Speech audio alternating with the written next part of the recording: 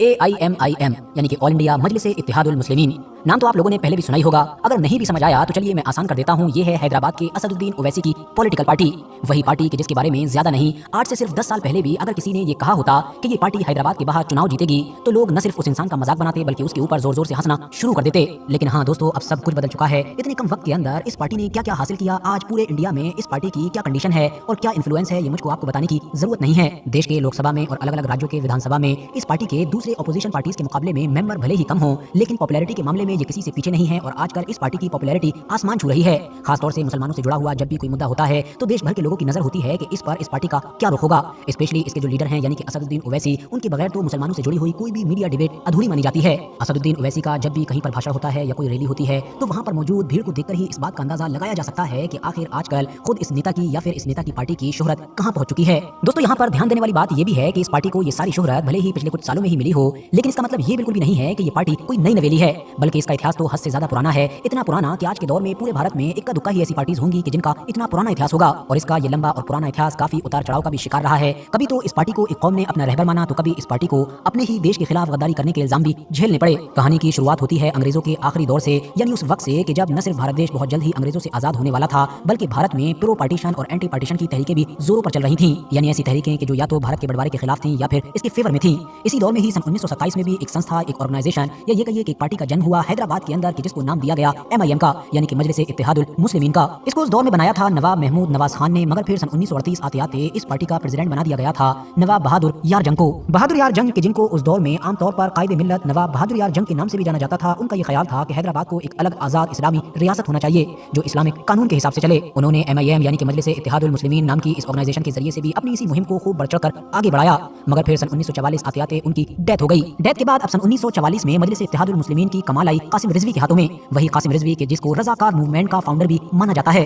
फिलहाल 1947 में देश आजाद हुआ और उसके बाद जो आजाद रियासतें थी उनको ये इख्तियार दिया गया कि वो या तो पाकिस्तान के साथ चली जाएं या फिर भारत के साथ आ जाएं या फिर वो खुद आजाद भी रह सकती हैं। हैदराबाद के जो नवाब थे यानी कि मीर उस्मान अली खान, उन्होंने आजाद रियासत बनने का ऐलान कर दिया, लेकिन क्योंकि हैदराबाद रियासत लोकेशन के एंगल से ऐसी जगह पर मौजूद थी कि उसका आजाद रियासत बनना लगभग नामुमकिन बात थी। नतीजा ये हुआ कि सन 1948 में इंडिया ने एक स्पेशल ऑपरेशन चलाया जिसको आज भी ऑपरेशन पोलो के नाम से याद किया जाता है। इसके जरिए से इंडिया ने हैदराबाद रियासत पर कंट्रोल हासिल किया और उसके बाद MIM यानी कि मजलिस इत्तेहादुल मुस्लिमीन पर भी पाबंदी लगा दी गई। रजाकार के जिनका भारत के खिलाफ इस जंग में अहम किरदार था, उनके ऊपर भी एक्शन लिया गया और उनके लीडर यानी कासिम रिजवी को तो जेल भेज दिया गया। 1948 से लेकर 1957 तक लगातार जेल में रहने के बाद कासिम रिजवी को इस शर्त के साथ आजाद किया गया कि आजाद होते ही कासिम रिजवी को पाकिस्तान जाना होगा। पाकिस्तान जाने से पहले कासिम रिजवी के सामने एक चैलेंज ये भी था कि MIM यानी कि मजलिस इत्तेहादुल मुस्लिमीन नाम की उस पार्टी में जो कुछ भी बचा है उसको किसके हवाले किया जाए। लिहाजा इस मुद्दे को लेकर एक मीटिंग बुलाई गई और उस मीटिंग में एक वकील के जिनका नाम अब्दुल वाहिद ओवैसी था वो भी मौजूद थे। आखिर में तमाम लोगों के मशवरे पर यही फैसला किया गया कि इस पार्टी में जो कुछ भी बचा है, जितनी भी ये पार्टी बची है, ये सब कुछ अब्दुल वाहिद ओवैसी के ही हवाले कर दिया जाए। और इस तरह से अब फाइनली पार्टी की कमान आई उन अब्दुल वाहिद ओवैसी के पास कि जो रिश्ते में असदुद्दीन ओवैसी के सगे दादा थे।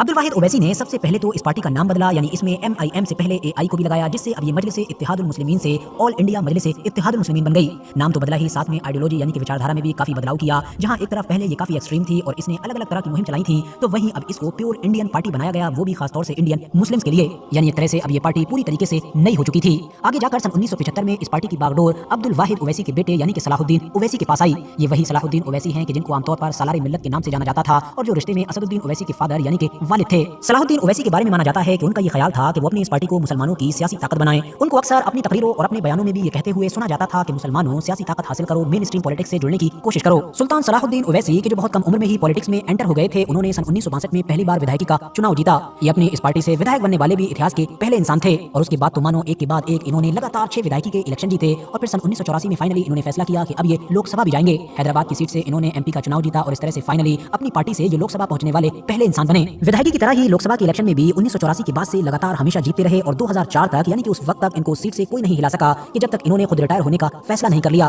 2004 में रिटायर होते हुए भी उन्होंने ये सीट अपने बेटे यानी कि असदुद्दीन ओवैसी को सौंपी और जब से लेकर आज तक लगातार इस सीट से असदुद्दीन ओवैसी ही जीतते आ रहे हैं। सुल्तान सलाहुद्दीन ओवैसी ने 2004 में पॉलिटिक्स से रिटायरमेंट का ऐलान तो कर दिया था, मगर जो पार्टी थी उसकी ओवरऑल बागडोर अभी भी उन्हीं के हाथों में रही थी। मगर फिर सन 2008 में जब उनकी वफात हुई तो फिर उनकी इस पार्टी की बागडोर लंदन से पढ़कर आए उनके एक ऐसे बेटे के हाथ में आई कि जो बेटा किसी दौर में क्रिकेटर बनना चाहता था, पॉलिटिक्स में इंटरेस्ट नहीं रखता था, मगर फिर एक्सीडेंटली अपने माँ बाप के कहने पर या ये कहिए कि अपने बड़े बूढ़ों के समझाने पर पॉलिटिक्स में आ गया। लेकिन हाँ, फिर पॉलिटिक्स में आ जाने के बाद वो सब कुछ हासिल किया और अपनी पार्टी को भी उस मकाम तक पहुंचाया कि जहां तक पहुंचाना इस इंसान के फादर या फिर ग्रैंडफादर का सिर्फ सपना ही था। हाँ दोस्तों, मैं बात कर रहा हूं असदुद्दीन ओवैसी की, क्योंकि इस पार्टी का असदुद्दीन ओवैसी के हाथों में आ जाना ही एक बड़ा टर्निंग पॉइंट था, क्योंकि इसके बाद से ही इस पार्टी ने अपनी दिशा दशा स्ट्रेटेजी सब कुछ बदल डाली और आज इतने कम वक्त में ये पार्टी कहां पर खड़ी हुई है ये मुझको बताने की जरूरत नहीं है। सन 2014 में ही पहली बार इस पार्टी ने हैदराबाद से बाहर कहीं विधायकी का चुनाव जीता। उसके बाद तो इस पार्टी ने धीरे धीरे अलग अलग इलाकों में, अलग अलग स्टेट्स में, अलग अलग राज्यों में अपनी जगह बनानी शुरू कर दी। आज ये पार्टी खुद अपनी स्टेट तेलंगाना के अलावा महाराष्ट्र, उत्तर प्रदेश, बिहार और तमिलनाडु जैसे इलाकों में एक्टिव नजर आती है। देश की पार्लियामेंट में अब इसके 2 मेंबर हो चुके हैं, यानी हैदराबाद से ओवैसी के अलावा महाराष्ट्र का जो औरंगाबाद है वहां से इम्तियाज जलील भी पहुंच चुके हैं। इसके अलावा इनकी खुद की स्टेट यानी कि तेलंगाना की विधानसभा में इनके 7 विधायक हैं, महाराष्ट्र में भी इनके 2 विधायक हैं, जबकि बिहार में आखिरी इलेक्शन में इन्होंने उस वक्त सबको चौंका दिया था कि जब 5 सीटों पर जीत हासिल कर ली थी।